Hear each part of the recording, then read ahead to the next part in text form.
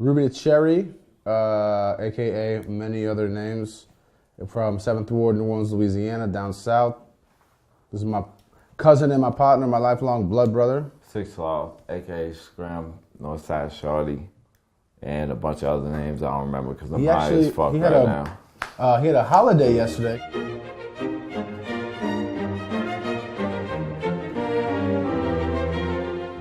Started a band at 13, I've been playing live music and punk bands since then. It got really frustrating after 12 years of never amounting to nothing. So I called my cousin up and I was like, let's make rap music. I started out DJing, then I went to hosting like mixtapes, like DJ drama type shit. I had like drops and shit like that. Went from that, I used to be obsessed with T-Pain. So long story short, I found out he made a couple songs like I'm in Love with a Stripper on GarageBand on his Mac. And I was like a fucking big pill dealer at the time. So I left instantly, went bought a Mac and started making beats at 19 years old.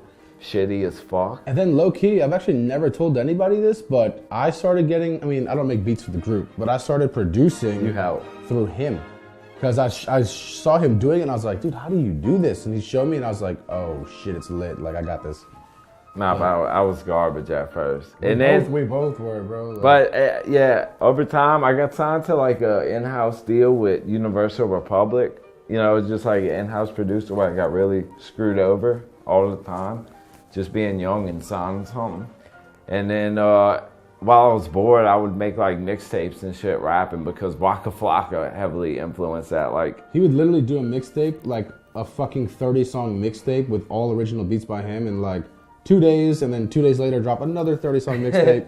And I called him like, whoa, slow down, bro. All this shit is fire and nobody knows it exists. I was like, let's make some videos, let's drop some singles. That's right, and I was like, shut the fuck up.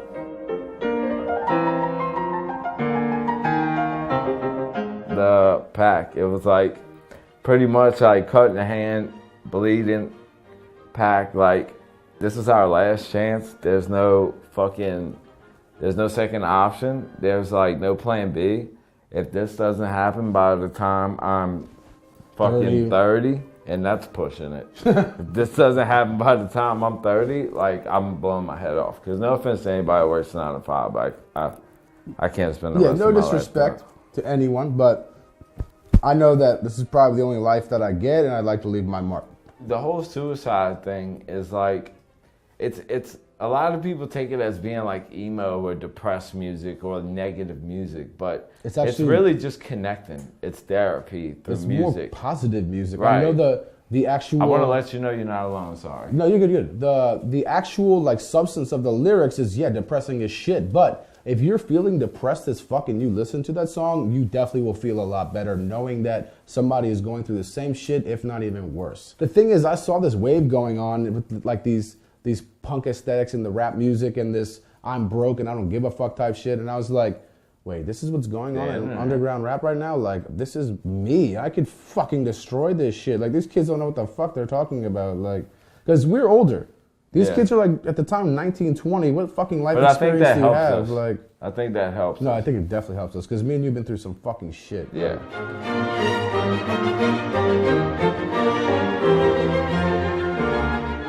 We honestly came from kind of like rough childhoods. Our family's got a lot of drama that comes with it. And being raised as a kid, seeing, you know, your people constantly fighting and some, you know, I mean, I'm not gonna go into details, but other fucked up shit, like, it has a toll on you when you're 10 years old. And I know with him, it was probably twice as bad as it was with me. Plus, he was living in financially, lower income? Yeah, low income homes. Basically, like, it was like the projects. Almost the projects, yeah. I didn't really have like the childhood that every child had, you know? I had a fucked up childhood. He was taught to work for his shit. And I was taught, I have a foreign dad who's not from here. So he was taught me very old school ideas and I'm not gonna give you shit, son. Like, if you want some money, go work. He's the one that made me believe in myself and like think, like, yo, you can do this. You know what I'm saying? Yeah. Introduced me to the law of attraction. Both of our fathers have been very supportive, which I know is a rare thing, but I couldn't be any happier. Pissed at times, but very. I'm talking about the times I was like a 25-year-old junkie on his couch. Oh, yeah, that's He's like, you're running my fucking electricity bill up in that studio. Yeah, I had gotten arrested twice when I was 19, and my dad was like, you're gonna come work at the restaurant. I was like, fuck. our moms are sisters. Like whenever me and him would get together, some shit would happen. Which was a lot. Some shit would happen. Like just stupid kid shit or like burning down some shit, like breaking some shit, like getting in fights, whatever. So the whole nine, bro. And the thing is with our moms, like my mom would blame him and his mom, be like, they're not a good influence. And his mom would blame my mom and me, and be like, he's not a good influence. And we both just at some point said, you know what? Fuck you, mom. Nah, yeah, we grew up and yeah, the moms chilled out and all that shit, you know. Me and him were raised on Cash Money from our moms being from like 3-6 Mafia, heavy. 3-6 Mafia. And then I got kind of out of the rap because I didn't like the commercial, the materialistic bullshit of it. So started listening to punk rock. Long story short, Wu-Tang Clan and NWA got me back into the shit. Yeah, he came to my studio and he would never rap. He used me like fuck. when we started, made that package trying to push me first. Then he came in the studio and started working on his shit and like rapped this fucking 3-hook, 3-verse. Like the verses must have been like 32 bars. Yeah, bro. Like a that he had song, recited like. over and over for 5 years. But he was so self-conscious to let anything out. And I just like stopped the shit, turned around and looked at him and I was like, what in the fuck? Why am I rapping? You know what I'm saying? The thing that makes us click so well is the fact that I was more into like the lyrical 90s hip hop boom bap shit and which brings older stuff, like even West Coast shit, like Souls of Mischief, the way they flowed on the track. He made me dig deep and he made me dig not so deep because he was into the Waka, the Keef, the fucking Lex Luger beats, like the trap shit, which I didn't understand. Listening to this intellectual shit, I was like, this is trash. But then he really kind of explained to me like why it's actually really fucking good, and we kind of just blend both styles into one.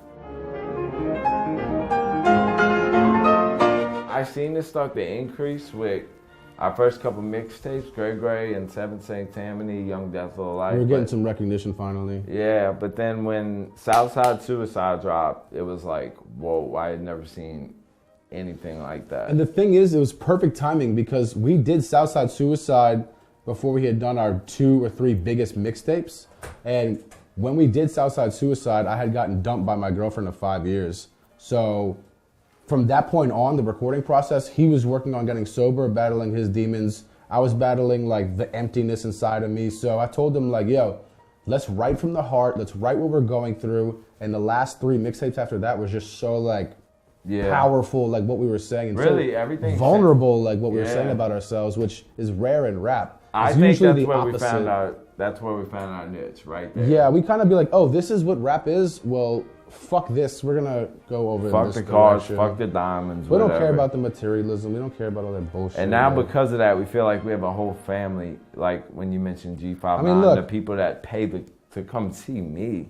I look at every single one of those people as family. Like fuck a fan, fuck like any of that. They're our brothers. They're our sisters. I take every bit of time. We take every bit of time to email them back. It was able to make us connect because nobody was talking about that in hip hop. Nobody was talking about depression or addiction. And if they did, their voices weren't very loud, you know? Right. Literally every mixtape is like what we were going through in those 3 months. Like, and it's crazy because it changes because the first one was like, I hate my fucking life. I have no money. This sucks. Nobody likes my music. And now it's to where it's like, everybody likes my music, but I really kind of still hate my life. And all this fame shit sucks. Changed. Like, yeah. If anything got worse. If there is anything, like, money really does not buy you happiness. Nah, man. I've got more money than I had back then, and I'm still a miserable piece of shit, so. Our end goal is to be one of the biggest artists in the world. And we will be.